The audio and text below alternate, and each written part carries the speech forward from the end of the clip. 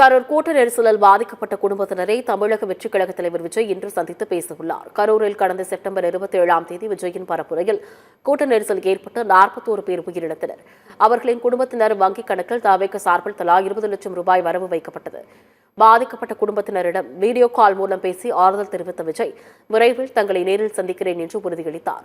ஆனால் அனுமதி கிடைப்பதில் சிக்கல் ஏற்பட்டதால் உயிரிழந்த 41 பேரின் குடும்பத்தினரையும் சென்னைக்கு வரவழைத்து நேரில் சந்திக்க விஜய் முடிவு செய்தார். அதன்படி கரூர் கூட்ட நெரிசலில் பாதிக்கப்பட்ட குடும்பத்தினர் 5 பேருந்துகளில் நேற்று இரவே மாமல்லபுரம் வந்தனர்.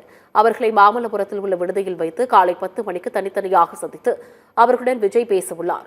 நெரிசலில் சிக்கி காயமடைந்த 110 பேரும் தங்களுடைய குடும்பத்தினருடன் விஜய் சந்திக்க உள்ளார். காயமடைந்தவர்களுக்கு அறிவிக்கப்பட்ட 2 லட்சம் ரூபாய் நிவாரண உதவியை விஜய் நேரடியாக வழங்கவுள்ளார். கடந்த மாதம் 27ஆம் தேதி கூட்ட நெரிசலில் 41 பேர் உயிரிழந்த நிலையில் இந்த மாதம் அதே நாளில் அவர்களது குடும்பத்தினரை விஜய் சந்திக்க இருப்பது கவனிக்கத்தக்கது.